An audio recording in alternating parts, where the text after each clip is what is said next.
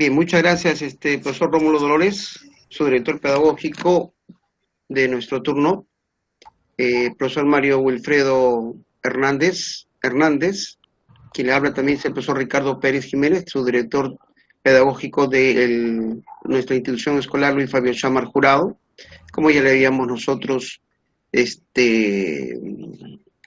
expresado en los primeros minutos de la reunión. El colegio Luis Fabio Chámar Jurado es un colegio emblemático de la provincia de Huaura, de la ciudad de Huacho. Es la institución más grande de toda esta región de Lima provincia, que alberga más de 3.500 estudiantes en los niveles de primaria y secundaria. En esta semana y el día de hoy está programado, de acuerdo a nuestra agenda, de la 5ª semana de gestión, realizar un compartir conocimientos, compartir nuestras experiencias en lo que se refiere a un tema que para nosotros es vital de importancia, lo que es el manejo de las estrategias de la comprensión lectora, que es una competencia que no es exclusiva al área de comunicación. Nosotros sabemos que esta competencia de la lectura y la escritura recorre todas las áreas curriculares, es transversal a todas las áreas y a todos los docentes de las diversas, repito, áreas curriculares, porque los procesos de lectura y escritura se apoyan o dirigen la enseñanza y el aprendizaje, y es por eso que desde todas las áreas, con su forma de leer de maneras específicas, de acuerdo a los tipos de textos que uno u otra área desarrollan, de acuerdo a los enfoques y a los procesos particulares, a los particulares procesos cognitivos y didácticos que todos tenemos, de alguna u otra manera desarrollamos la competencia lectora en nuestros estudiantes. Y es por eso que hemos creído conveniente nosotros desarrollar esta ponencia, este taller que también está programado en nuestro plan de lectura, en nuestro plan lector del 2021. Para este motivo, nosotros tenemos nosotros el honor de contar con el maestro, el doctor Mario Hernández de la ciudad de Trujillo, con quien muy gustosamente aceptó compartir con nosotros sus experiencias en esta temática. El doctor Mario Hernández es profesor graduado de la Universidad Nacional de Trujillo como bachiller en educación, en la especialidad de lengua y literatura. Es magíster en pedagogía universitaria de la Universidad Nacional de Trujillo, magíster también de didáctica de la educación superior de la Universidad Peruana Cayetano Heredia. También es doctor en educación de la Universidad Privada Antenor Orrego. También tiene un doctorado en educación de la Universidad Nacional de San Marcos.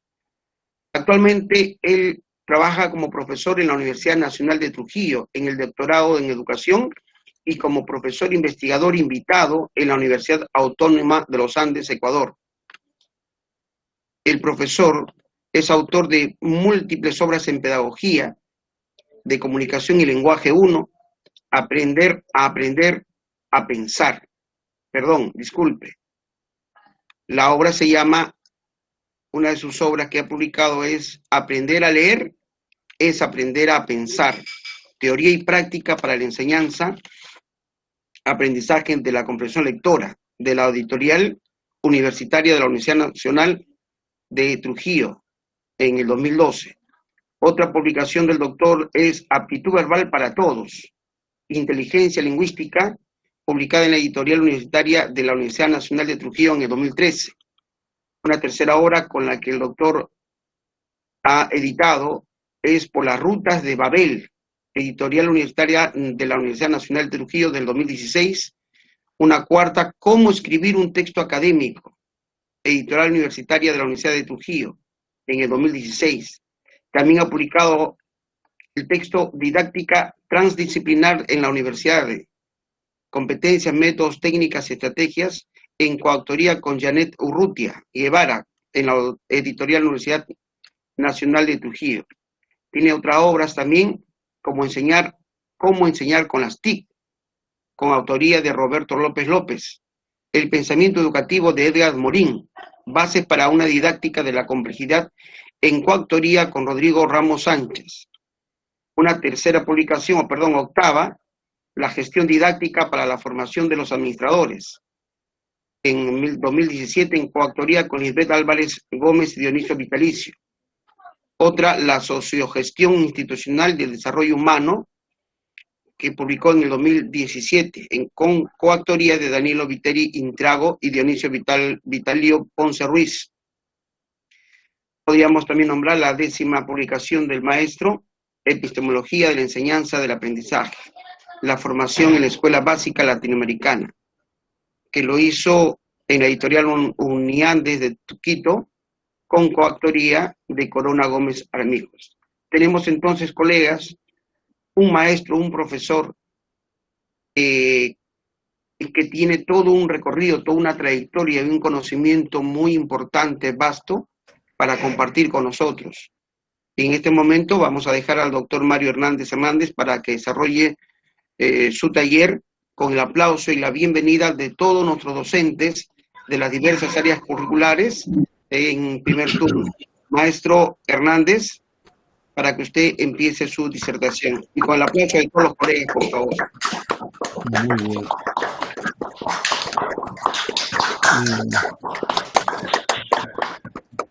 Estimados colegas, les agradezco la bienvenida y la oportunidad de compartir experiencias con ustedes. Mi trabajo ahora va a tener dos momentos. Una conferencia, que espero que también se convierta en foro, con el concurso de sus personas, sus preguntas. Y un taller para trabajar estrategias de lectura de textos expositivos. Entonces tenemos dos momentos de trabajo y voy a abocarme inmediatamente para utilizar del mejor modo posible nuestro tiempo.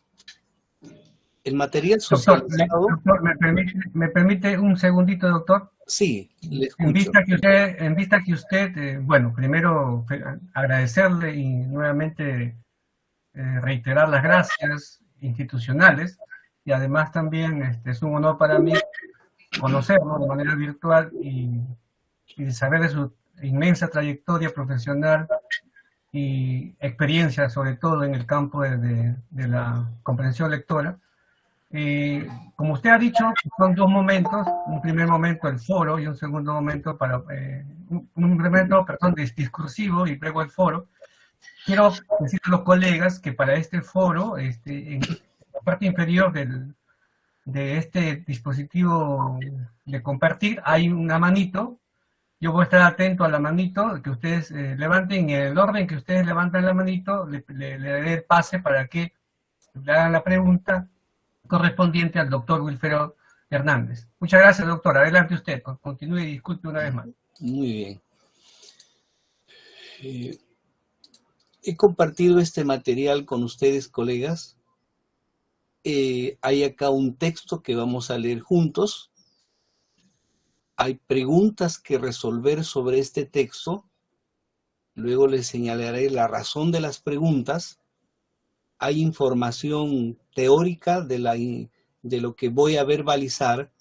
Está acá descrito, desarrollado, los conceptos fundamentales sobre qué es lectura, sobre los niveles de lectura, las ideas en el texto, las características de las ideas, las clases de ideas, explícita, implícita, principal, secundaria, general, particular, el tema como una idea, e igualmente el subtema y el título como idea. A continuación hay una información sobre el párrafo, sus características principales y una clasificación del párrafo por la ubicación de las ideas. La bibliografía utilizada se encuentra al final. Entonces esta información está ya enviada a sus personas de tal manera que les sea útil cuando haya oportunidad de releer o de aclarar conceptos que posiblemente no pueda ser tan preciso en la comunicación oral. Entonces, a continuación, les voy a presentar las definiciones principales de las cuales voy a utilizar. Este es un diagrama que está simbolizando el proceso de la lectura. Y me gustaría que fijen su atención en cada uno de estos componentes que van apareciendo sucesivamente y que deben visualizarlo como un todo. Entonces, voy a explicar qué es lo que entiendo por lectura a partir de este diagrama. Uno de los conceptos fundamentales que he aprendido en los últimos tiempos es la necesidad de establecer una relación entre el autor y el lector. En el caso de Umberto Eco y de Van Dyck, utilizan esta palabra compuesta autor-lector. Daniel Casani, un español que se dedica a estos temas de producción de textos y comprensión lectora, señala que hay una unidad dialéctica entre ser un autor y ser lector. Todo autor, en primer lugar, es un lector. No hay autor que primero no haya practicado la lectura. Pero al mismo tiempo, en el otro extremo, nosotros le vamos a llamar lector-autor. Esto en referencia al pensamiento de Paulo Freire. Como Freire dice, no hay educador si no hay educando, sino que educador educando. Es la misma lógica que acontece acá. Entonces, un autor es el que crea ideas. Una idea es una abstracción. Una idea es puramente mental. Esta idea debe ser transmitida hacia un lector. Y entonces, para transmitir la idea, este autor convierte a la idea en palabras, en signos. Lo convierte en signos lingüísticos y en mi caso lo que están observando es una combinación de signos lingüísticos con signos icónicos para formar este diagrama, este modelo. Entonces utilizo signos lingüísticos, pero también se nos habla de los signos multimodales, es decir, una combinación de lo lingüístico, de lo auditivo, de lo visual y de lo icónico, particularmente posible a través de la comunicación digital. Entonces, este autor crea ideas y de manera clásica y usual para nosotros, estas ideas las convierte en signos. Los signos le van a permitir a él construir un texto, que es una sucesión de palabras, sucesión de oraciones y sucesión de párrafos y de páginas impresas, cuando se trata de un texto analógico. Pero cuando se trata de un texto digital, él utilizará este recurso. Entonces, una pantalla con la cual puede acceder de manera informática a la información escrita con enlaces y relaciones con otros textos. Entonces, gracias a los signos lingüísticos y multimodales, es posible transmitir mensaje a este otro sujeto que regularmente es de menor edad, tiene menos experiencia y aspiraciones de conocimiento. Mientras que este sujeto es un autor que primero ha sido lector, él es un lector que luego o en el proceso también tendrá que ser autor. Mientras que el primero comunica y crea las ideas, este otro reconstruye las ideas. Las ideas no están en el texto. Las ideas están en la mente del lector y en la mente del autor. Lo que observa este sujeto frente a su mirada son grafías, y esas grafías las tiene que convertir en ideas. Este sujeto ha partido de la idea, el autor. Este sujeto no parte de la idea, él parte de las grafías y tiene que reconstruir las ideas dadas por el autor. Entonces nosotros como maestro le decimos, dime de qué trata el texto. Y este sujeto estudiante deberá reproducir las ideas del autor, por lo menos como aspiración, pero no ocurre así. Si el autor dice, por ejemplo, la idea es X más Y, le pregunto a un estudiante y me dice, el texto trata de P más Q. Por lo tanto, me doy cuenta que él no ha comprendido el texto. Pero el asunto es todavía mucho más complejo. Voy a suponer que este autor, que estoy señalando acá con el cursor, es un legislador, alguien que crea una ley. Este legislador ha construido una norma y la comunica a través del Código Civil, a través de una ley, para que este otro sujeto oriente su conducta sobre esa norma y sobre esa ley. Pero ocurre que las personas no siempre ajustan su conducta a la ley y decimos delinquen. Y entonces hay una acusación. Frente a la acusación que le hace otro, en el plano civil, la acusación se va a llamar demanda.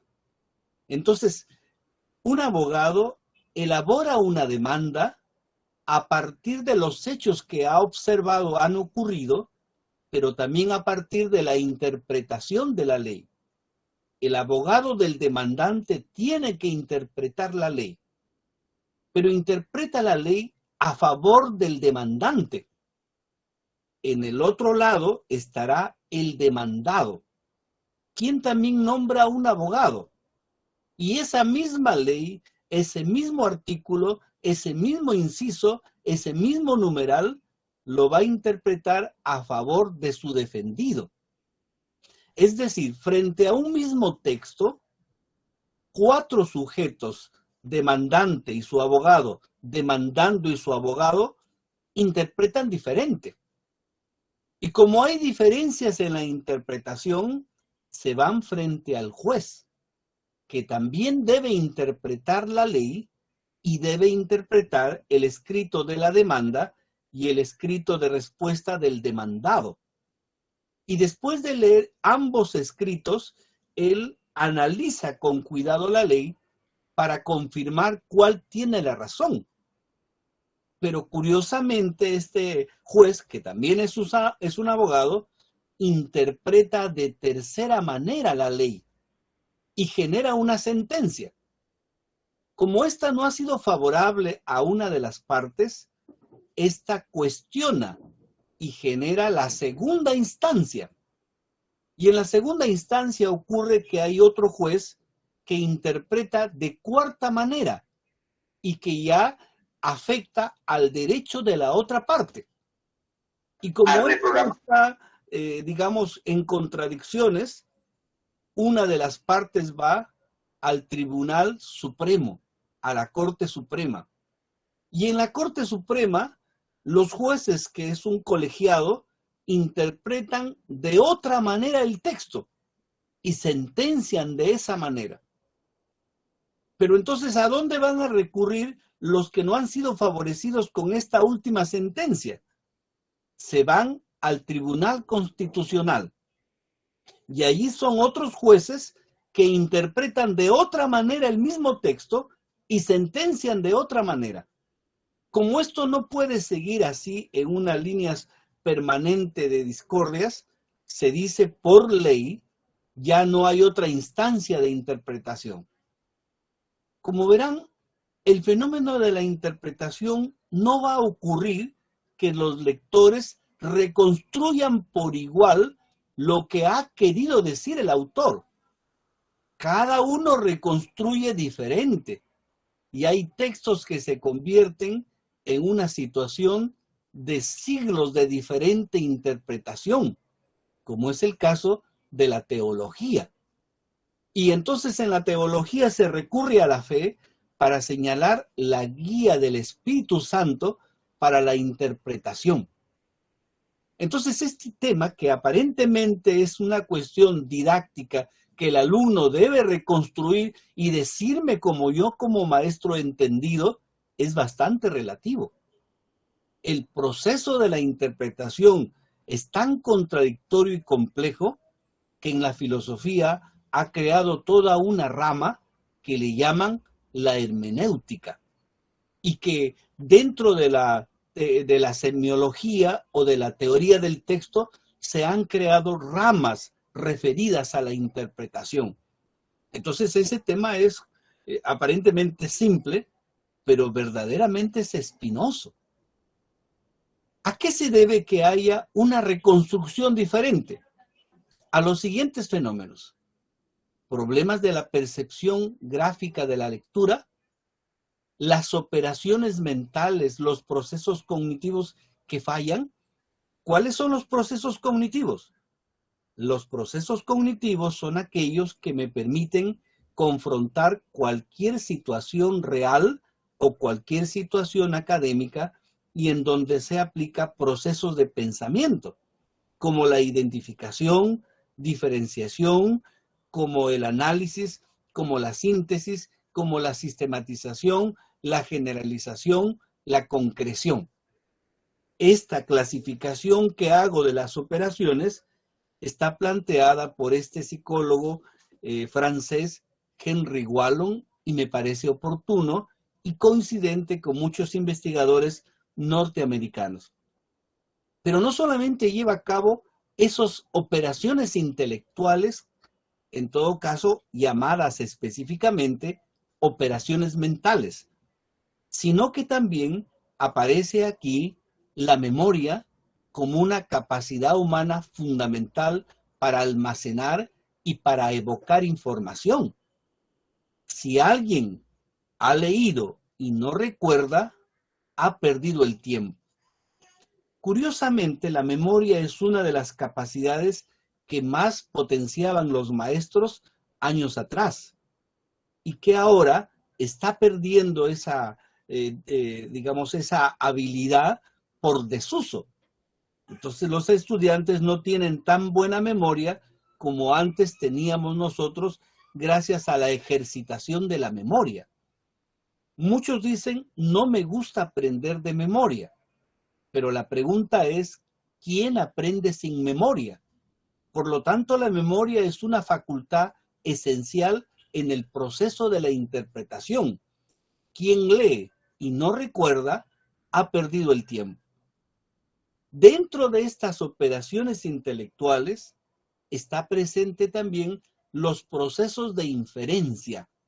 En realidad tendría que decir los métodos inferenciales, los cuales han sido construidos en siglos de pensar cómo piensa el cerebro humano.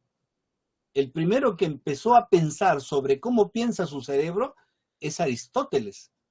Y uno de los últimos que pensaron en el plano filosófico cómo piensa el cerebro humano fue Descartes.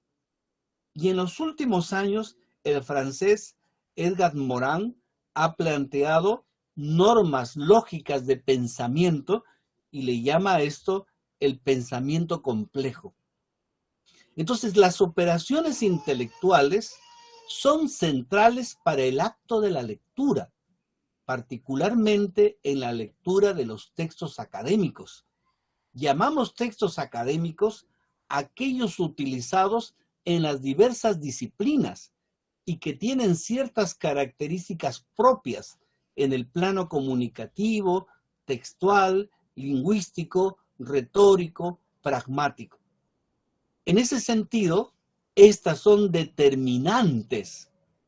Por eso es que una tesis personal es: quien aprende a leer, aprende a pensar. El otro elemento fundamental para este proceso de pensamiento son las denominadas estrategias y que anteriormente le llamábamos técnicas. En la pedagogía, una palabra se ha sobrepuesto a la palabra método, la palabra estrategias, lo cual parece ser mucho más oportuno, porque el método se centraba en los pasos que el profesor definía que debería realizarse en el aula. En cambio, el concepto estrategia va más allá de esos procesos que el profesor plantea para fomentar el aprendizaje, en la medida que el estudiante puede también utilizar sus propias estrategias.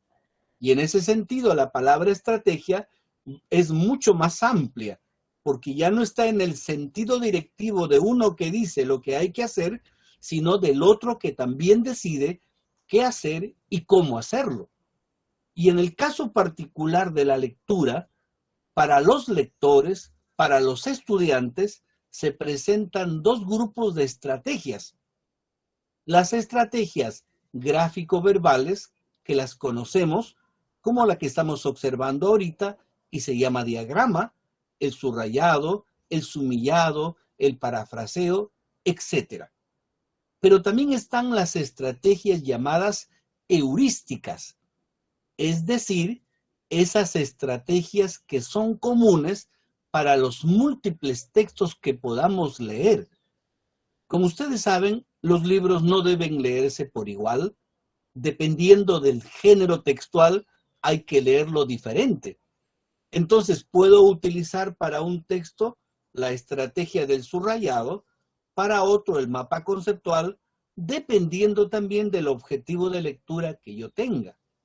Pero una estrategia que cruza cualquier tipo de texto y cualquier situación se llama estrategia heurística. Una de ellas, por ejemplo, ha sido planteada por Gadamer desde la hermenéutica. Gadamer dice: todo lector, antes de leer de manera sistemática el contenido, debe elaborar una hipótesis del texto.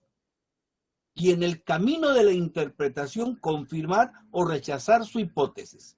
Debe dar significados a las palabras por el sentido contextual, el sentido literal o el sentido académico, dependiendo de lo que esté leyendo, de qué comunidad académica pertenezca.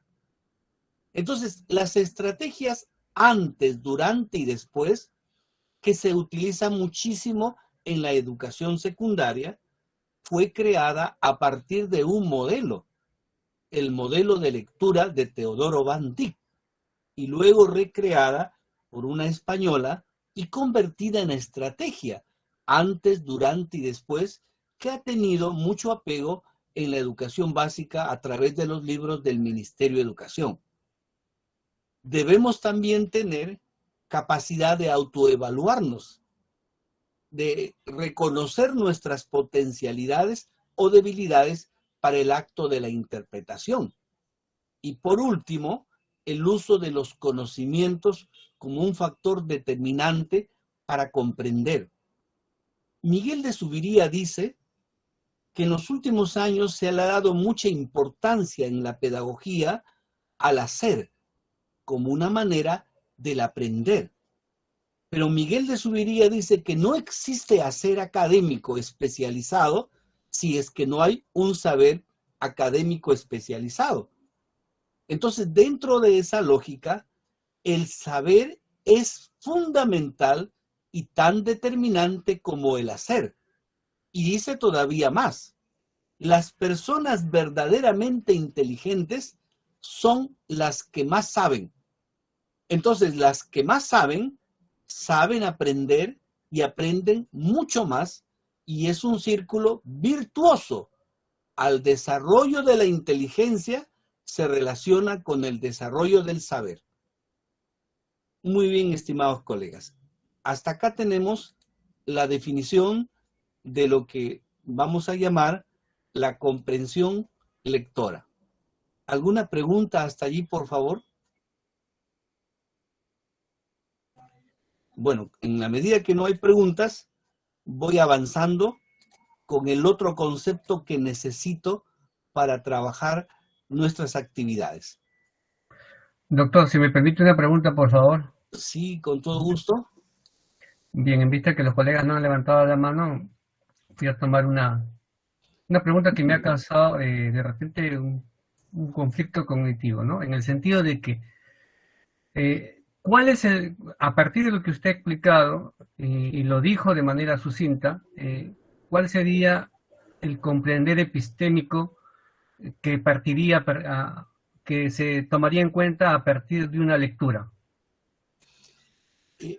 A ver, por favor, repita la pregunta, coleguita. Me dice, ¿cuál sería? El comprender epistémico a partir de una lectura que se ha planteado. Bueno, su pregunta es más en el área de la filosofía y voy a tener el gusto de responderle utilizando el pensamiento de Paulo Freire.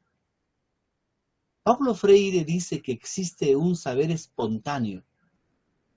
En la lógica de Paulo Freire, el conocimiento no solamente es aquel que surge en las disciplinas, sino también es el conocimiento que los estudiantes traen de su vida cotidiana, de su cultura, de su sociedad.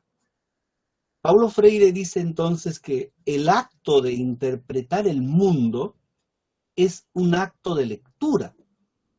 Para Paulo Freire existen dos momentos cruciales en la lectura del mundo y la lectura del texto. La lectura del mundo es aprender a observar sistemática y con curiosidad lo que ocurre en nuestras vidas. Ordenar ese conocimiento como un conocimiento valioso de lo que pasa en la vida.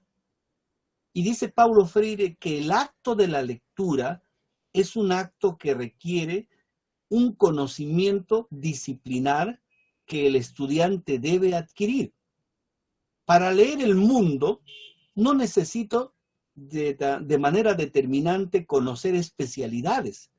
Necesito sensibilidad, observación, inteligencia. Pero para leer el texto epistémico, sí necesito conocimientos. Entonces, para Paulo Freire, la lectura epistémica requiere conocimientos previos.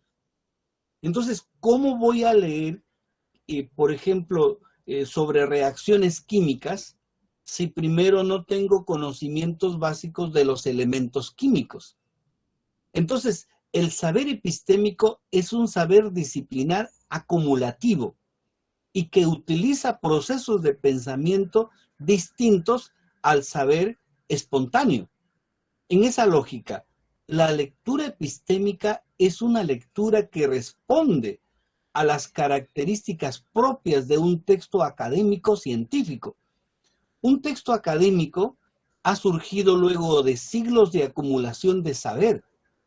Se caracterizará porque hay una variedad de palabras técnicas que interpretar, unas construcciones lógicas en el párrafo que establecen relaciones de género a especie, de todo a la parte, de la causa al efecto, utilizando lo que llama él la lógica aristotélica.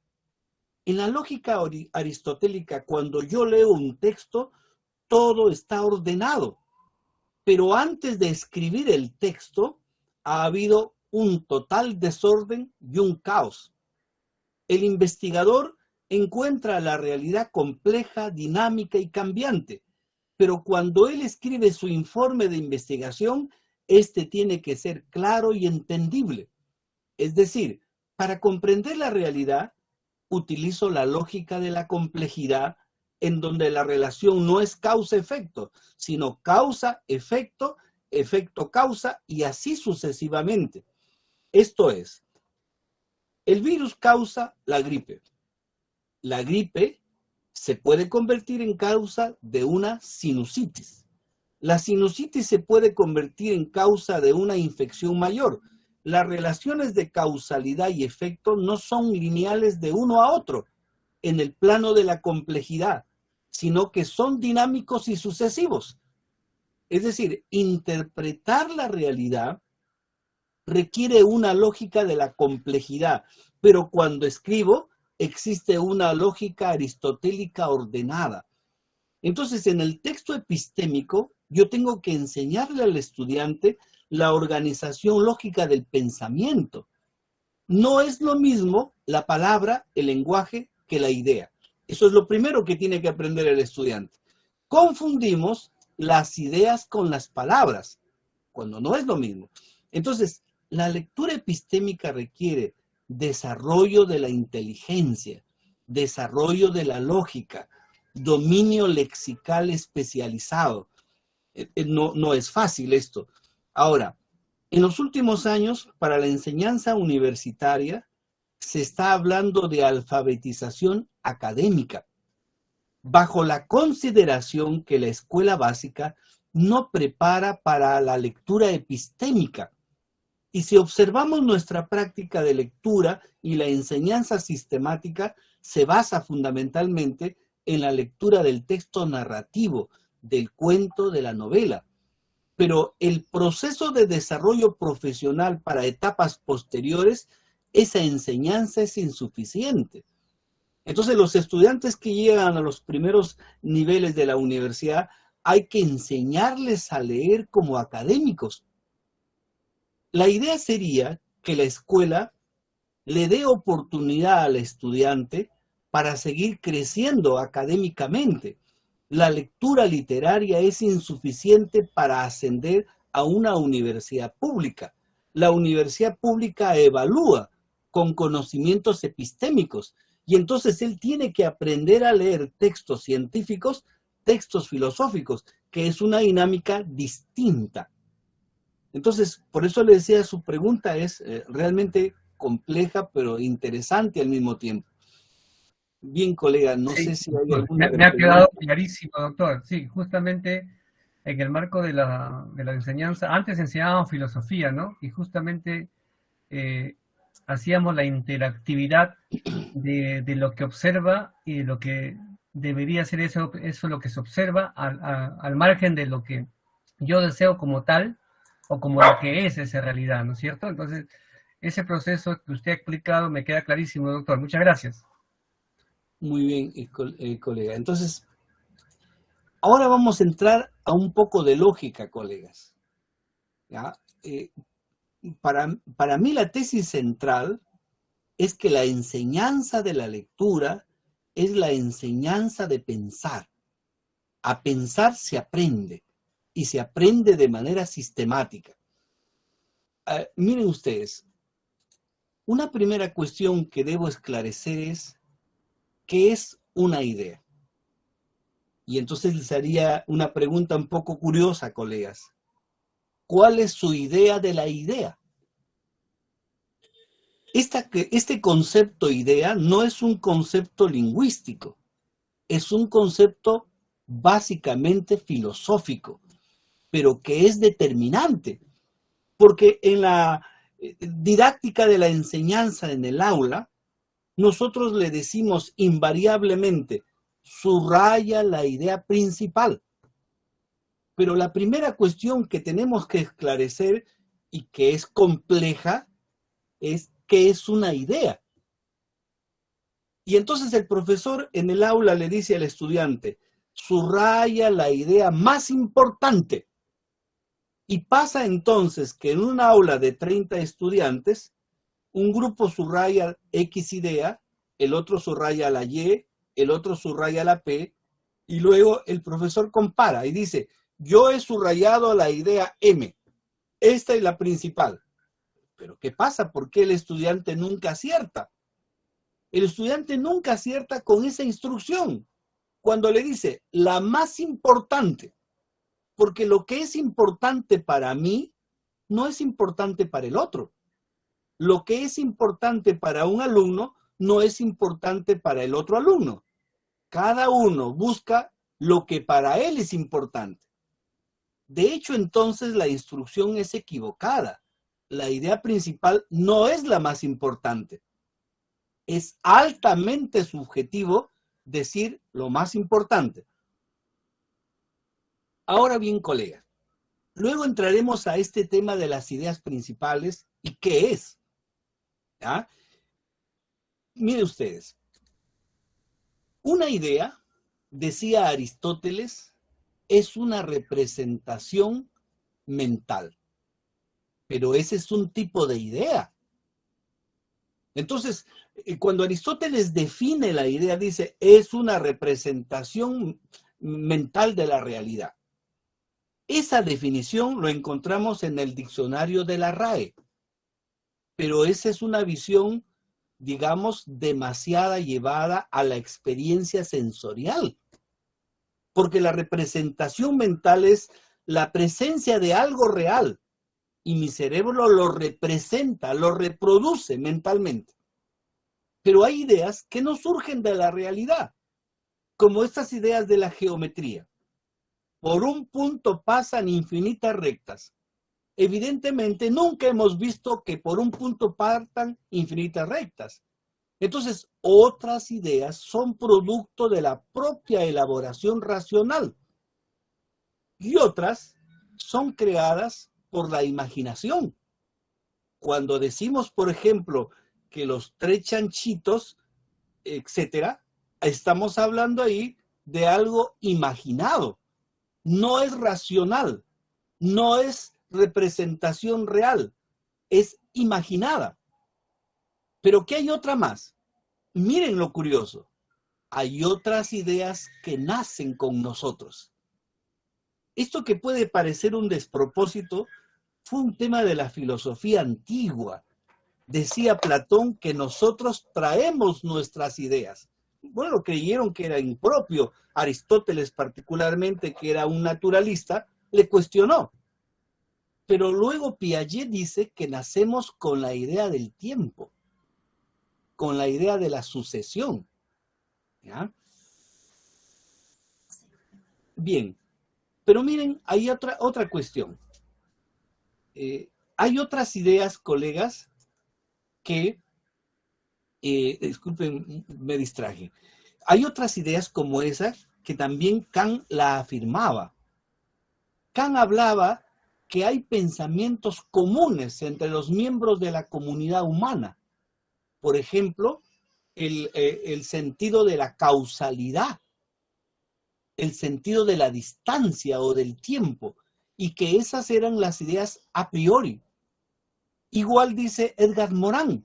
Miren, dice Edgar Morin que el desarrollo genético de un individuo se convierte en procesos cognitivos y que a la próxima generación se le hereda, y nos presenta una variedad de casos al respecto.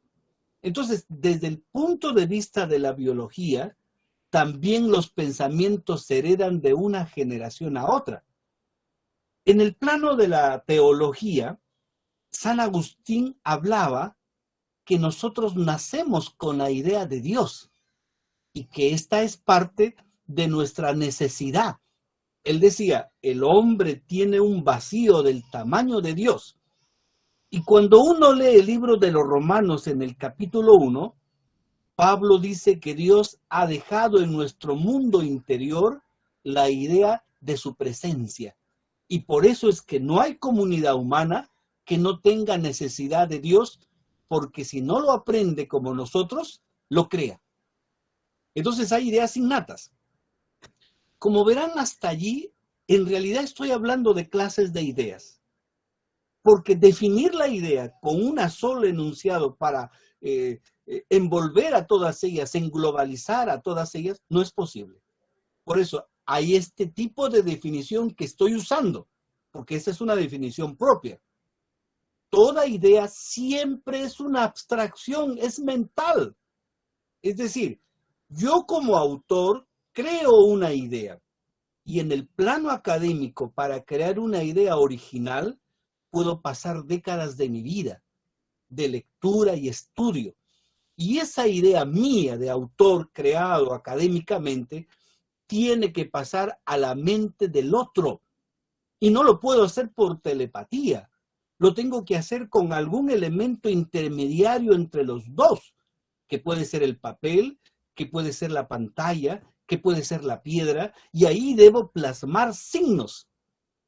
Entonces, el signo, por ejemplo, de los 10 mandamientos que fue puesto sobre la piedra para representar la permanencia y la eternidad.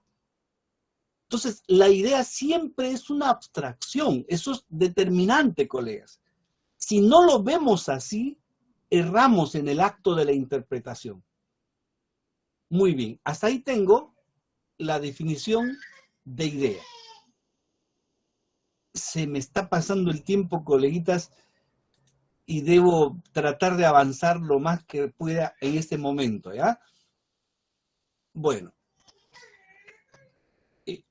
ahí está la caracterización de esta idea, que también está en el texto que les he dado, ¿ya? Ahí está otra, dice, una idea en el texto, para que sea tal, debe tener sentido completo. Esto es, cuando el emisor enuncia una información, cuando el autor escribe una información, el otro, que se llama receptor o lector, debe comprenderlo. Porque si el otro no lo ha comprendido, esa enunciación lingüística no es idea. La idea debe establecerse sobre la base de la comprensión que haga el otro. Entonces el otro puede utilizar la propia información dada en el texto o puede utilizar información adquirida por él anticipadamente para tratar de comprender esa idea.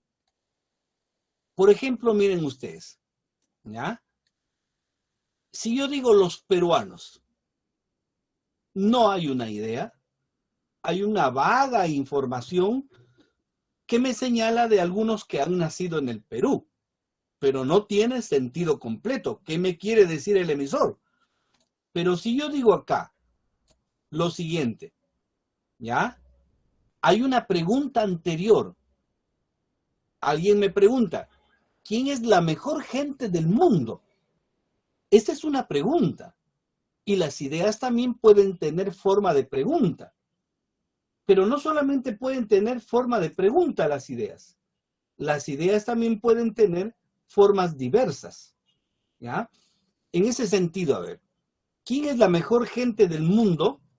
Es la pregunta, y mi respuesta sería eso, los peruanos. En ese caso, los peruanos, gracias a la información anterior, es una idea. Entonces, dentro de esa lógica, hay ideas que dependen de otras.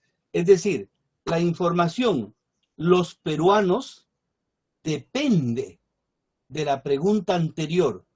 Y hay ideas como la pregunta que es completamente independiente. Entonces, visto de esta manera, para precisar, por favor, en este momento, una información con un ejemplo.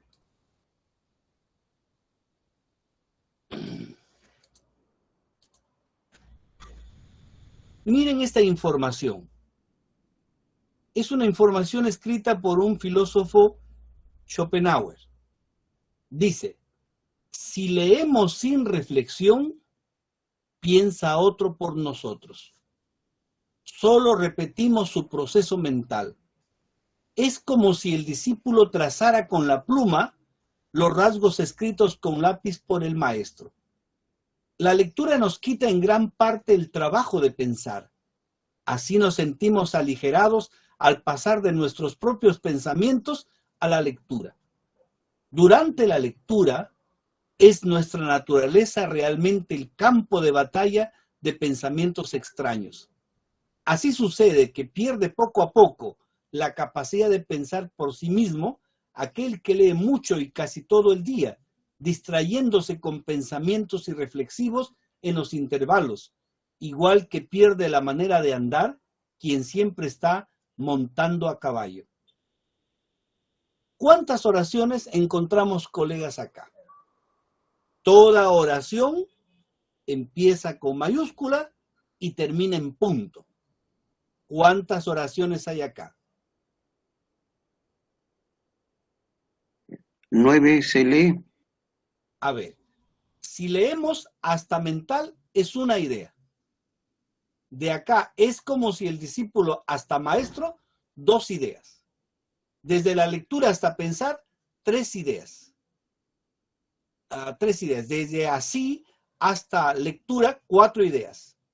Durante la lectura hasta extraños, 5 oraciones, perdón, 5 oraciones. Y desde así sucede hasta el final son 6 oraciones. Tenemos solo 6 oraciones. Y la pregunta es, ¿cuántas ideas hay en esas 6 oraciones que conforman un párrafo?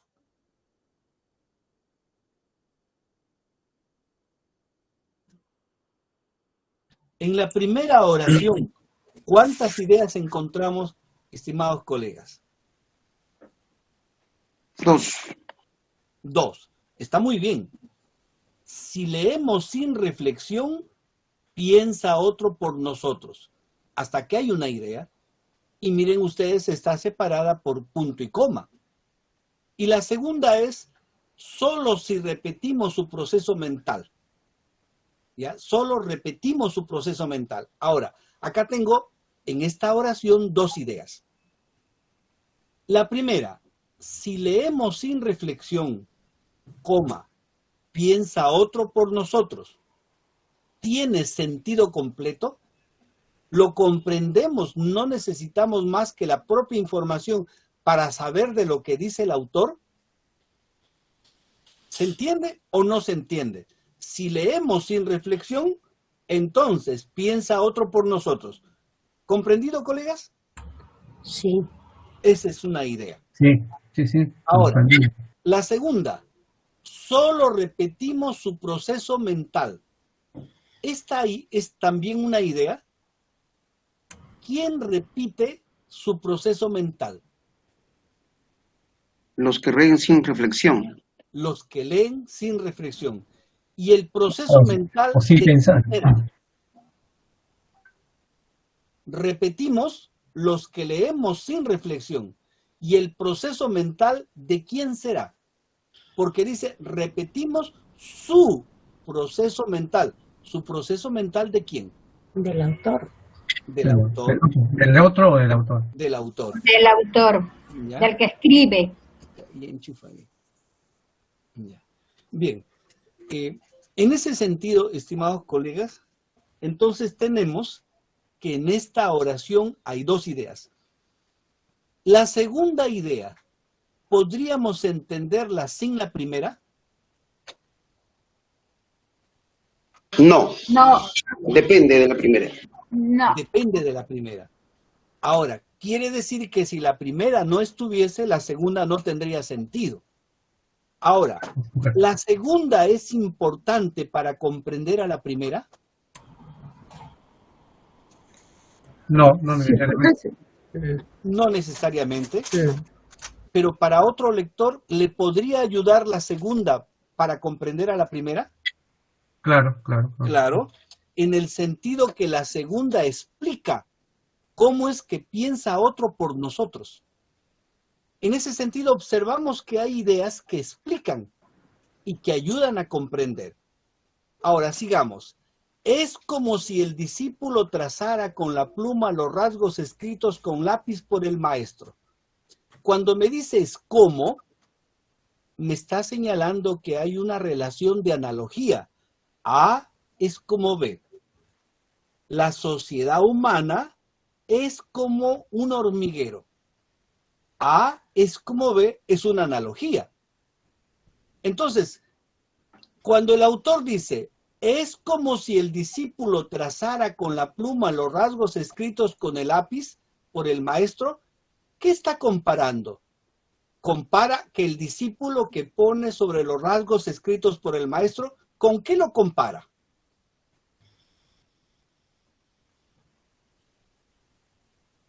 Leer sin reflexión.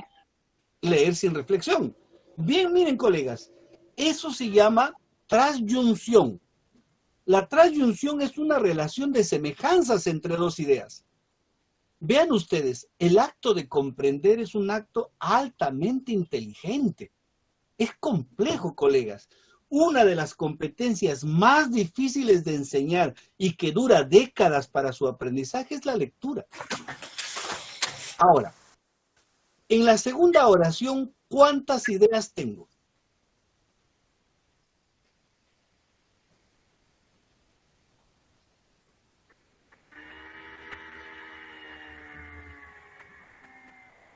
¿Cuántas colegas tengo? Es como...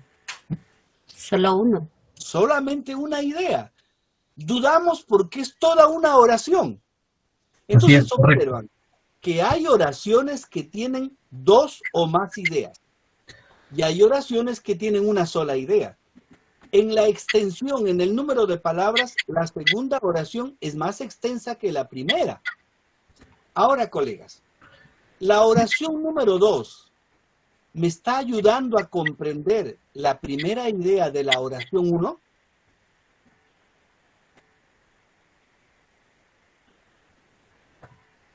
Ujú. Sí. ¿Me está ayudando? Claro. Ayuda, Claro. pero ayuda a complementar. Muy Doctor, y bien. aquí hay un detalle. Es como ver. decir también, cuando un alumno está listo, el maestro aparece. Esta segunda oración. Sí, sí, así es. Claro que es otro asunto el que está usted planteando ahí, ¿no? O sea, señalando el impacto del maestro en la vida del estudiante. Correcto, correcto. Bien, pero ese es un asunto distinto al que estamos planteando, ¿no? Pero también es una analogía. En realidad, las metáforas son analogías, colegas. Entonces, la metáfora establece relación de semejanza entre dos elementos. A ver, si yo digo lo siguiente. Mi esposa es una espuma de mar. Mi esposa es una espuma de mar. La esposa se compara con la espuma de mar. ¿Cómo es la esposa? Peligrosa. Bueno, contaminada. Salada, Claro, pero contaminada. esa no es la intención del poeta. Tóxica. Esa no es la intención. Como Porque la poco intención es considerable. halagar allí. Bien, colegas. Entonces, para no distraernos porque el tiempo se nos va a ir, ¿ya? Quiero decirles, colegas, si yo tuviese que escoger de estas primeras tres ideas, ¿cuál es la idea general, amplia, panorámica? ¿Ya? ¿Cuál es? La primera. La primera. La segunda lo explica. Y la tercera también lo explica o lo ejemplifica. Lo compara, lo simplifica. Ejemplo. Ah, entonces quiere decir que no es lo mismo explicar que ejemplificar. ¿Ya? No es lo mismo. Entonces, a ver, permítame un momentito, por favor. Un momento. Bien, un momentito, hay que esperar, por favor. Para comunicarles, colegas, que se ha hecho el registro de asistencia a las 9 en punto. Se ha hecho el registro de asistencia a las 9:30 y a la salida del evento se va a hacer otro registro de asistencia. Gracias. Y no vamos a registrar con el enlace que acostumbran enviar. Asistencia No es técnica. necesario porque este aplicativo tiene su registro en línea. Además está grabando, ok. Así es, maestra, correcto. Simplemente para una cuestión administrativa de informe del trabajo que estamos realizando, que todos estamos participando de ninguna otra manera, tiene otra intencionalidad. En realidad lo más importante de esta presencia de nosotros es aprovechar la sabiduría, la experiencia de un mentor que, como vemos, tiene un alto nivel de conocimiento y su aporte es valioso para todos nosotros. Y la idea es que todos nos quedemos hasta el final. Regresó el maestro. Ya, disculpen, maestros, Ok, estar en la doctor. casa trae preocupaciones siempre. A ver, estimados colegas. Miren, coleguitas, la idea principal no es la más importante. Es la idea general, indefinida, imprecisa, de la cual el autor debe desarrollar para que el lector le comprenda. Y entonces el autor lo que hace es, da la idea y a continuación explica, ejemplifica, redunda, argumenta. Estoy dando 4 posibilidades. El autor explica, ejemplifica, redunda o repite lo mismo con otras palabras, o el autor argumenta. Voy a darles esas 4 posibilidades. A ese grupo de ideas complementarias le vamos a llamar secundarias. Pero este es solo un nombre, colegas, porque la palabra secundaria nos presenta la intención de ser menos importante, y no lo es. Y a veces son mucho más importantes que las principales, porque sin ellas no puedo comprender el texto. Entonces, si usted le dice al estudiante, subraye la más importante, él suele subrayar la secundaria, pues, porque sin esas no va a comprender la idea principal. Entonces, por eso le doy un rasgo mucho más común para todos los lectores. Es una idea general e imprecisa. Si leemos sin reflexión, piensa otro por nosotros. Es bastante general, inespecífica, no sé qué quiere decir, pero conforme voy leyendo me voy dando cuenta de lo que está queriéndome decir el autor. Ahora, colegas, en el plano de la oralidad con el cual yo estoy comunicándome con ustedes, ¿cuántas ideas principales les he dado? 1, la definición de lectura. 2, la definición de idea. 3, característica de idea. Es decir, me estoy pasando más de 1 hora explicando 3 ideas. Nuestro cerebro, como tal, para aprender, necesita de explicaciones, necesita de ejemplos, necesita que el autor le vuelva a repetir lo mismo, necesita argumentos. Sin estos, el cerebro no entiende. Eso mismo ocurre en el plano escrito, colegas. Si nosotros no explicamos, no ejemplificamos, no redundamos, no aclaramos, no logramos hacer que el otro nos entienda. Verán entonces que existe una lógica estrecha entre aprender a leer y aprender a escribir. Porque acá les estoy enseñando cómo se ordenan y se secuencian las ideas. Y cuando tengan que escribir, sabrán cómo reproducir el proceso. A ese acto, Daniel Cassani le llama leer como escritor. Me sorprendió hace algunos años leyendo, muchos años antes de haber leído a Daniel Cassani, la experiencia de lector de Vargas Llosa. Vargas Llosa leía sus obras haciendo anotaciones, escribiendo y preguntándose cómo ha escrito esto el autor.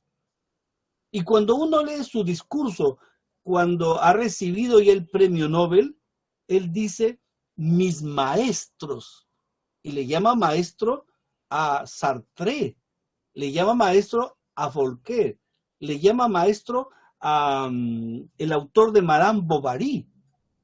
¿Por qué? Porque con ellos, leyéndolos con cuidado, con el lápiz en la mano, aprendió cómo escribir. Y aprendió también que incluso en el plano de la literatura le llaman el arquitecto de la literatura, por la habilidad en el conocimiento de las técnicas narrativas que se evidencia en su novela Conversación en la Catedral específicamente. Entonces, aprender a escribir requiere aprender a leer como un autor, mirando detalladamente. E incluso así se aprende la ortografía. No son largas horas de enseñar la norma, sino de mirar en el texto cómo funciona la norma. Y esto es permanente como proceso de aprendizaje. Ahora, podemos entonces seguir leyendo, pero ya no es un tema de interés la lectura de este párrafo, colegas.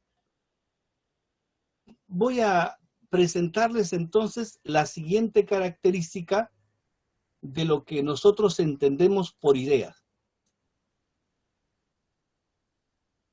Miren, colegas, dice, la lengua no es lo mismo que la idea. Las palabras pueden cambiar, pero la idea puede seguir siendo la misma. A ver, veamos este ejemplo, colegas. Todos los hombres son mortales. Esta oración fue escrita por Aristóteles en un libro que se llama El Organón, 24 siglos atrás. Aristóteles observaba que a través de las palabras transmitimos el pensamiento. Entonces él decía que acá hay dos palabras fundamentales. La palabra hombres, que señala al género humano, y la palabra mortales, que implica el acto de morir.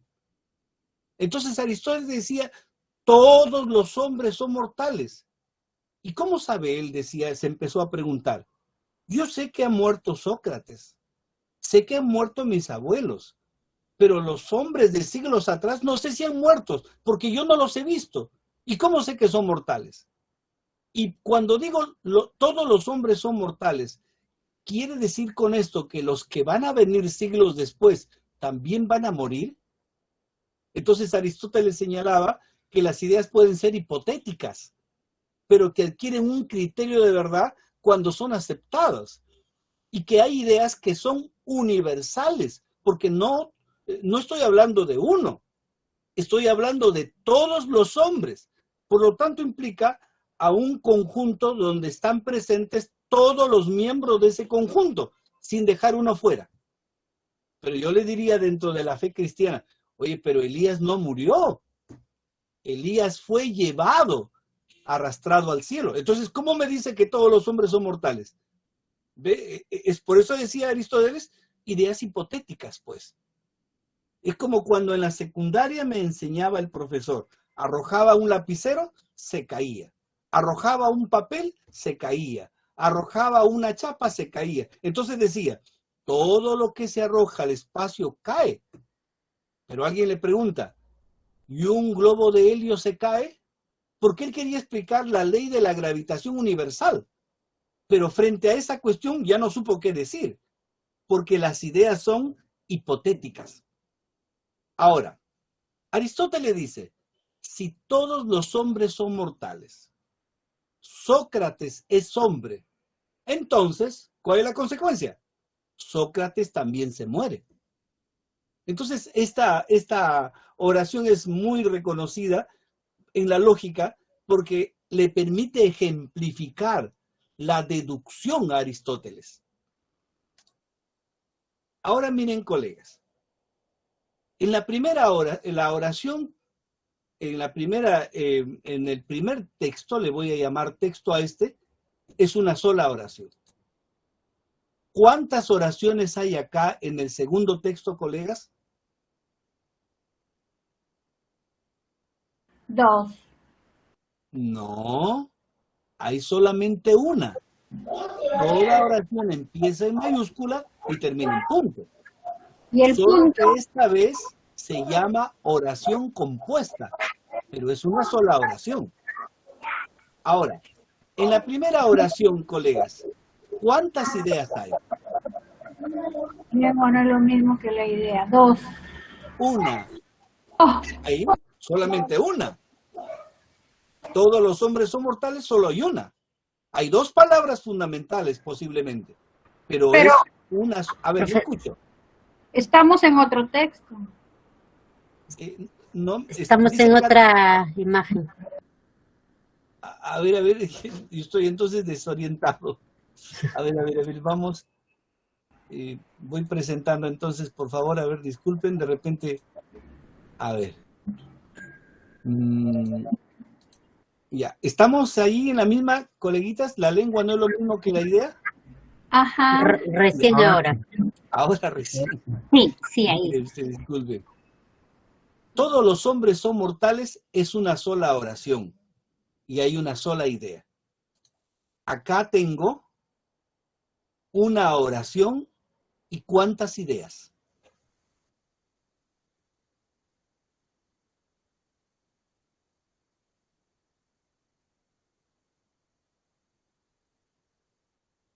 A ver, dígame. Repite la pregunta, maestro.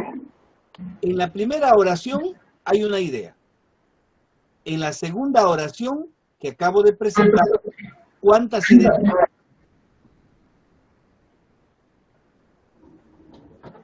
Igual, una idea. Hay una idea.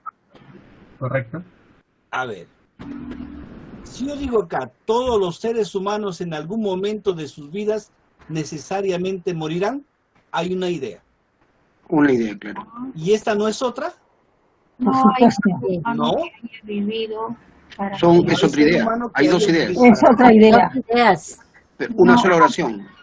A ver, ¿esta idea es la misma que esta idea o no? Lo complementa. Sí, sí. Depende de la primera. Vivido para siempre. A ver, todos los seres humanos en algún momento de sus vidas necesariamente morirán.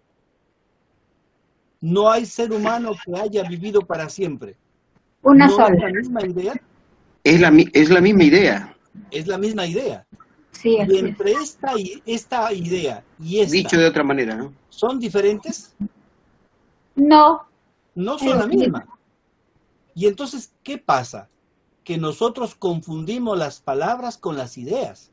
Segundo le Eso mismo explican, ocurre en los complementa estudiantes. lo primero. Cambiamos la palabra y el estudiante cree que es otra idea. Por Pues eso la les idea. decía, la idea es una abstracción, no son las palabras. Ahora, ¿puedo Sí, expresar una idea sin palabras? Claro, Claro, a través de imágenes, correcto. símbolos de la química, símbolos de la matemática. No hay palabras, pero hay ideas. Quiere decir que los signos son los recursos para transmitir las ideas. Ahora bien, voy a hacer un cambio acá. Digo, felizmente las mujeres mueren. ¿Cuántas ideas hay ahí? Una sola. Pero ¿y por qué esta No, persona dos ya se serían. alegra Es otra idea. que las mujeres se mueran? Dos ideas hay, profesor, dos ideas. Claro, porque ha cambiado. No, pero se dice que la mujer también es mortal porque, bueno, todos los ¿Sí? hombres, porque es un ser humano. Correcto, pero acá se está alegrando de que las mujeres se mueran. Está el detalle, ahí está el Pero detalle. tampoco estamos tristes de que los hombres no mueran. Pero se da cuenta. Mueren felices. Entonces acá Es yo rencoroso, tendría que pensar, algo le han hecho al autor y por eso se alegra. Entonces no es la misma. Decepcionado. Entonces tengo que ahí son dos ideas en la misma oración, pero no es lo mismo. Otra característica de la idea, ¿ya? La idea se puede expresar por una palabra, se puede expresar con una frase, una proposición, una oración, y pueden ser de diversos tipos. Entonces acá, por ejemplo, una palabra como no es una idea, siempre y cuando vaya en un contexto. Regularmente una palabra aislada no expresa idea. La idea se expresa a partir de la frase. Entonces, dentro de esa lógica, por favor, hay que reconocer qué manifestaciones lingüísticas puede tener una idea. ¿Ya? Bueno, entonces, la información que sigue a continuación, ahí se está dando otras características. Por ejemplo, la presencia o ausencia de una palabra dentro de una idea o en el orden de las palabras puede transformar la idea. En ese sentido, veamos, colegas, acá, por ejemplo, con eso. La palabra escrita es en la actualidad el medio cultural por excelencia. Ahora dice, la palabra escrita es en la actualidad el medio inteligente por excelencia. Cambio una idea y cambia toda la intención. Una palabra cambia, y cambia toda la idea. La escrita palabra es en la actualidad el medio cultural por excelencia. ¿Ha cambiado acá? Muy poco. Básicamente es la misma, solo que estamos utilizando una forma inusual de lenguaje. Pero la idea sigue siendo la misma. Otra característica. Una idea puede ser independiente o puede ser dependiente, y ya lo hemos visto. Las ideas se relacionan entre sí a través de mecanismos de cohesión y coherencia. A ver, me voy a detener un poquito acá, estimados colegas. A ver. Un niño de 3 años explicará cómo era el Perú de hace 2500 años. Hasta ahí me puede parecer que un niño tiene rasgos de genialidad, como para hacernos una explicación de historia o de arqueología o antropología física. Digo, eso debe ser un genio. ¿Cómo un niño de 3 años me va a explicar? Luego dice, en febrero último me señala el tiempo. ¿Qué ha ocurrido en febrero último? Se descubrió su cadáver. Ah, ¿se descubrió su cadáver de quién? Del niño. Del niño. Y entonces, si el niño está muerto, Del niño. ¿cómo es que su cadáver me va a explicar? En febrero último se descubrió su cadáver entre los restos de la cultura gallinazo. Entonces vemos que en esta segunda oración, en febrero último, es una idea. Y es una idea que me temporaliza, me da el contexto del tiempo. Acá se descubrió su cadáver, el cadáver del niño, entre los restos de la cultura gallinazo. Hasta ahí tengo 3 oraciones, 3 ideas en esa oración. En febrero se descubrió su cadáver entre los restos de la cultura gallinazo. Esta cultura gallinazo, ¿dónde se desarrolló? En Lambayeque. ¿Qué más? Esta empezó cerca del año 2000 antes de Cristo. ¿Quién es esta? La cultura Lambayeque. La cultura. Lambayeque lo dice la cultura gallinazo. Cultura Lambayeque. Lo que pasa es que la cultura gallinazo se ubicó en Lambayeque. Por eso me dice La cultura en Lambayeque. Entonces, esta se refiere a la cultura. Luego me dice en la zona que se considera la cuna del Perú prehispánico. Ahora, primero veamos, colegas. El punto sirve para separar ideas. La coma sirve para separar ideas. El punto final sirve para separar grupos de ideas. Entonces, las ideas se separan con signos de puntuación. Dentro de esa lógica, entonces, dentro de los signos de puntuación, el más complejo de usar es la coma. Porque la coma señala una relación entre ideas. Observen, por favor, la característica del punto. El punto se asemeja a la coma. Solo que la coma tiene el punto, pero una rayita hacia atrás. Cuando se inventó el punto y se inventó la coma, se trataba de orientar al lector respecto a estos recursos de relación. Los gramáticos, al comienzo, no inventaron la coma, ni el punto y coma, ni los otros signos. Todo se escribía uno junto al otro, ni tampoco existía la regla de uso de la mayúscula. Entonces, los primeros textos eran sumamente complejos de entender. No se sabía exactamente qué ha querido decir. Entonces se observó la necesidad de inventar otros signos para separar y relacionar ideas. Y en ese sentido se inventaron los llamados signos de puntuación. El punto señala que ha terminado una idea o varias ideas. En este caso, el punto señala que ha terminado una idea. Pero este punto señala que han terminado grupos de ideas, con la condición que entre ellas haya relación. Entonces dice punto y aparte. Y en el otro párrafo será un grupo de ideas que se pueden elaborar como un conjunto porque se relacionan entre ellas. Doctor, Ahora, ¿y el punto y coma en el párrafo? Ahorita le comunico, estimada colega. Mire, primero por eso quiero saber la coma.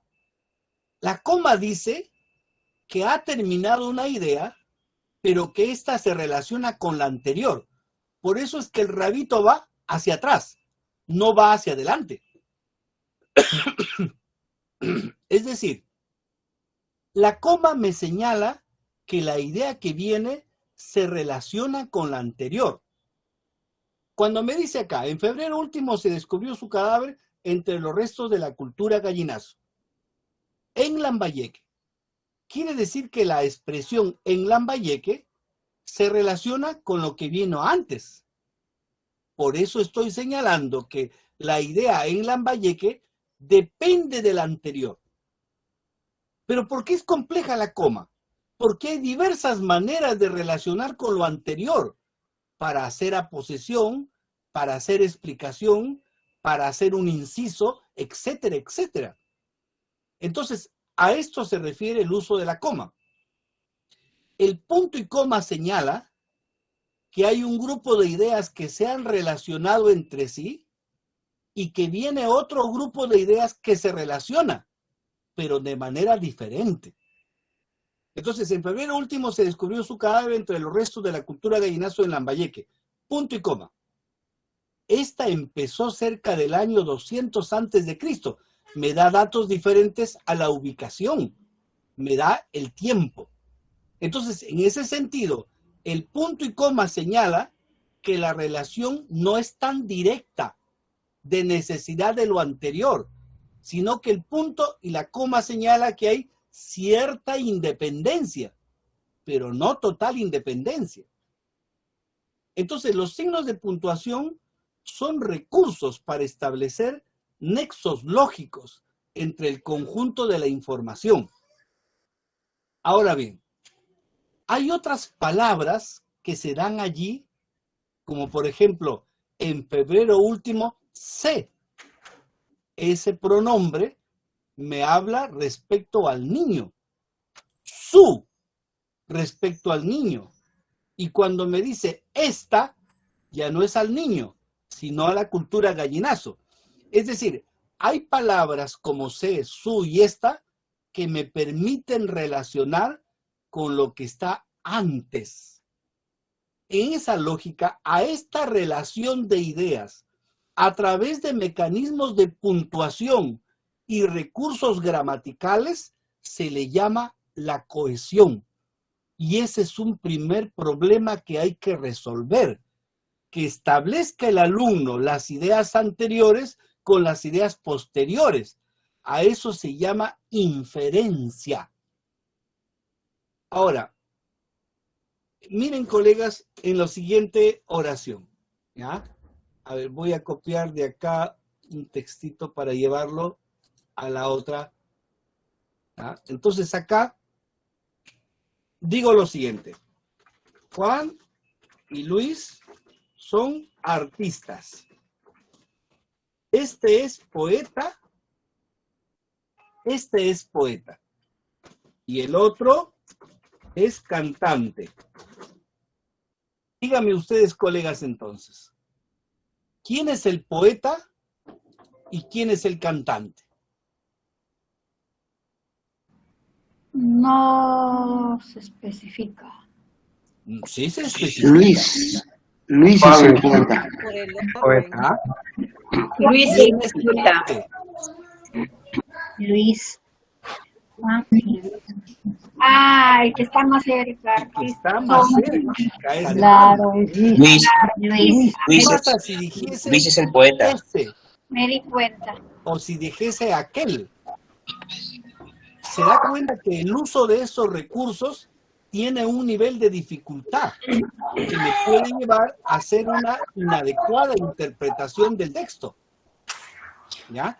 Entonces, miren, estimados colegas, a estos elementos es lo que nosotros llamamos la cohesión y que tienen su grado de dificultad como tal.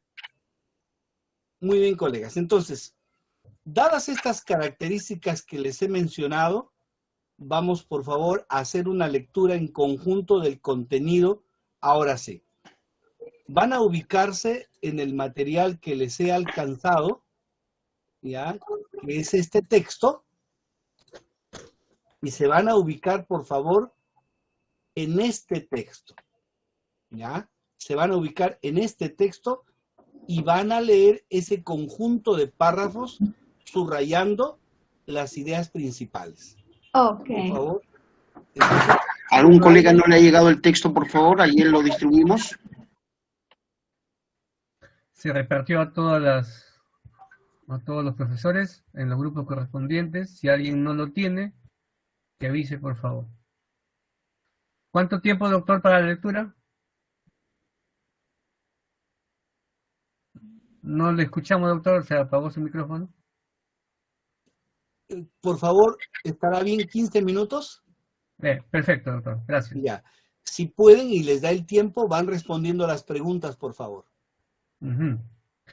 Ya. Todos conforme con la lectura. Por favor, hacer lo que ha indicado el doctor. Gracias. Coleguitas, por favor, vamos a retomar el trabajo juntos para poder terminar a tiempo. ¿Ya? Bien, doctor, ya pasó exactamente 11 minutos. ¿Está bien? Continúe, por Ya. favor. Tenemos acá el título, La alimentación entre los antiguos hebreos. ¿Qué es el título, colegas?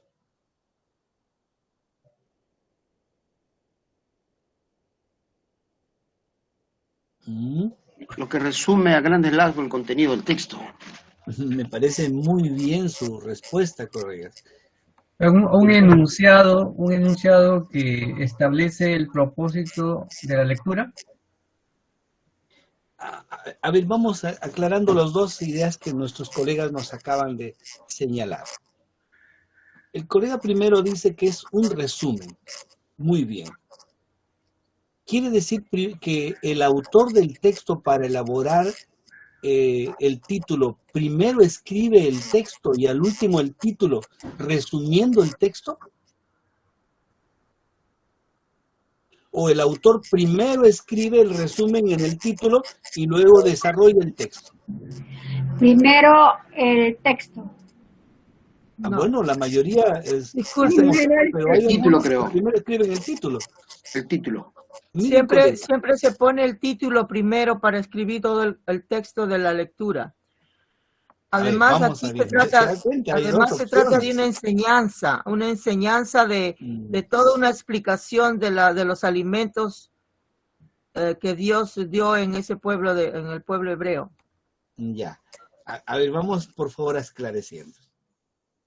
No sé si les ha pasado a ustedes cuando han sido graduados en la universidad o en el pedagógico, que presentaron ustedes su proyecto de investigación con un título.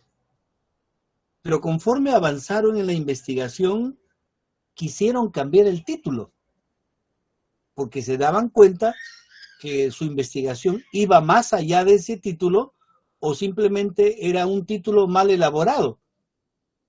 Y ya para cambiarlo, el asesor le dice, tienes que hacer tu cambio en las oficinas, tienes que pagar tanto.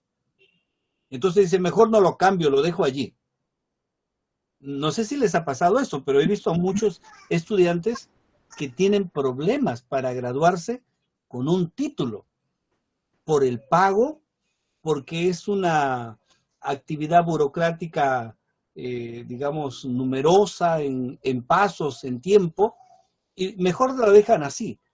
Pero entonces uno lee la tesis y el título casi nada se relaciona con el contenido, por esa dificultad.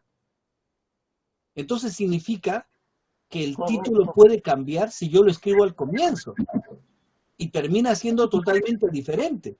O puede ocurrir que cuando escribo el título, este me determina y ya me impide tratar otros asuntos que en el camino puedo ir descubriendo o me parecían significativos para comunicar. Entonces, por eso, lo usual es que el título se escriba al último, pero para el lector es lo primero que lee. Ahora, un colega me decía que el título es un enunciado. Sí es un enunciado. Es decir, un enunciado es toda aquella información completa que orienta al lector, que le guía al lector. Entonces, cuando el lector mira el título, sabe aproximadamente de qué va a tener a continuación, qué va a tratar el autor, sobre todo en los títulos de textos académicos. Pero en el caso de los textos literarios, a veces el título es más bien desorientador. Por ejemplo, dice, crónica de una muerte anunciada. ¿Cómo crónica de una muerte anunciada? Solamente cuando termino de leer el libro me doy cuenta por qué era la crónica de una muerte anunciada. Y bueno, ¿y qué es una crónica? ¿Es una crónica periodística, una crónica histórica? ¿Ve? El título me desorienta en un primer momento. Hay títulos que más bien cautivan, o nos llaman la atención, o generan nuestro interés. Por ejemplo, en el periódico, decimos, mató a suegra por chismosa. Y ahí, vean ustedes, es una oración. No es una palabra ni es una frase. Entonces, el asunto del título se trata distinto dependiendo del género. Pero en los textos académicos expositivos, los títulos son orientadores, no son motivadores. Puede ocurrir que nos motiven, pero son básicamente orientadores. Y para la elaboración de un texto académico como el informe, incluso hay ciertas reglas. Dice alguna universidad, porque no son las mismas reglas, se parecen sí, pero son distintas. Dice, el título debe tener un máximo de 20 palabras. El título debe ubicar en el espacio la investigación y el tiempo. Y otros dicen, el título debe presentar las variables fundamentales de la investigación. Entonces, sobre el título hay toda una teoría interesante, vean ustedes. De un asunto tan aparentemente fácil de llevar a cabo, no lo es. Ahora, el título sí resume. El título sí resume. 2. El colega hablaba de los objetivos, pero en realidad el título me precisa la intencionalidad del autor. ¿Qué es lo que nos ha querido comunicar en esencia? Por eso es que el título se relaciona con el tema. Ahora, el que lee, primero lee el título. Y después de terminar el texto, yo le pregunto, dime de qué trata el texto. Y él tendrá que darme el tema. Y el tema y el título están estrechamente relacionados entre sí. El tema y el título. ¿Ya? Ahora, colegas, ¿cuántas ideas hay en el primer párrafo?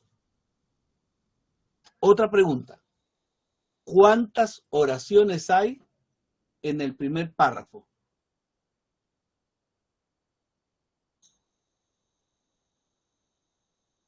¿Cuántas? 3. ¿Oraciones? A ver, un ratito. Solo una. No, ideas me dice, ¿no? Ideas, ¿cuántas? Me dice 3, pero oraciones solo una. A ver, el pueblo hebreo tenía una alimentación sencilla, esa es una idea. 3. Sin mucho refinamiento, 2. Basada en los productos y en las posibilidades que le daba la tierra. 5. 3. Reflejaba sus creencias religiosas. ¿Cuántas? Me perdí 4. A ver, primero sí sabemos con claridad. El pueblo hebreo tenía 4. una alimentación sencilla. Hay una. Sin muchos refinamientos, 2. Esa idea me está explicando en qué sentido es la alimentación sencilla. Sin muchos refinamientos significa que no era muy cuidadosa, que no utilizaba mucho condimento, ni mucho saborizante, sin mucho refinamiento. Pero eso no, doctor, disculpe, ¿eso no explica mejor la primera? ¿No sería un complemento de la primera? Así antes es. Que ser una idea, otra idea diferente.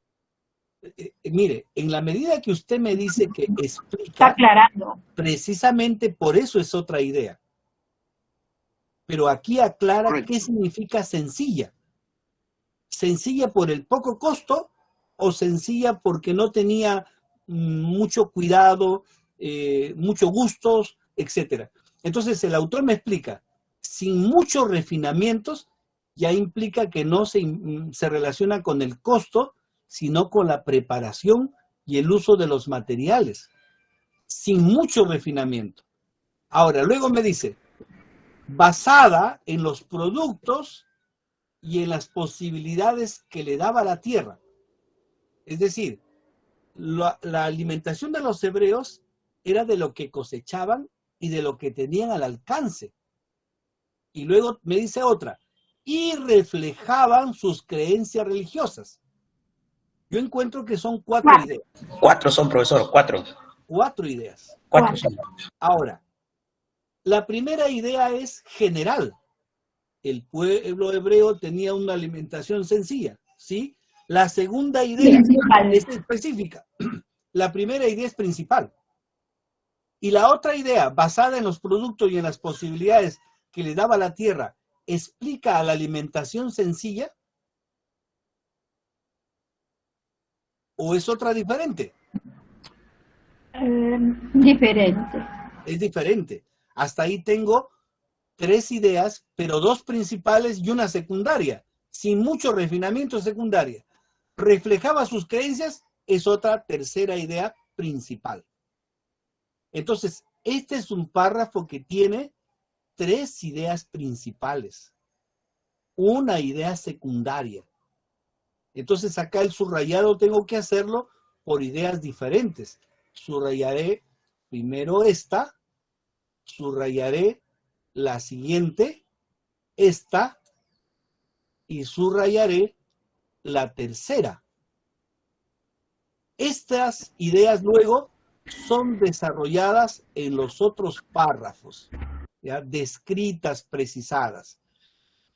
Bien, colegas, ya el tiempo no nos dio para más, lamentablemente ya son las 11:01 y... No, está interesante, doctor. Eso quiere decir, doctor, de que no necesariamente el punto va a marcar una idea. No, mire usted, puede marcar 4 o 5 ideas y más. Así es. Los textos de derecho son textos de 10, 12 líneas y que tienen tantas ideas enlazadas con la palabra que, dificultando la interpretación. Es decir, el tema de la comprensión también depende de los autores. Por eso es que yo tengo que preparar al lector para que aprenda a reconocer ideas y evite la confusión. Entonces, la intención de la estrategia es que el alumno tiene que aprender a pensar las ideas. Y en el sentido de identificar las ideas a nivel literal, Freire hablaba de la lectura crítica en la medida que relacione lo que está en el texto con la realidad inmediata, cuestionando la verdad o la falsedad de la idea. Entonces hay mucho pan que rebanar en esto y nos hemos quedado solamente en una presentación de lo fundamental y la generación de la curiosidad por avanzar individualmente en estos colegas. Entonces ha sido un gusto conocerles. Ya habrá seguramente alguna oportunidad adicional para trabajar más. Así es, doctor.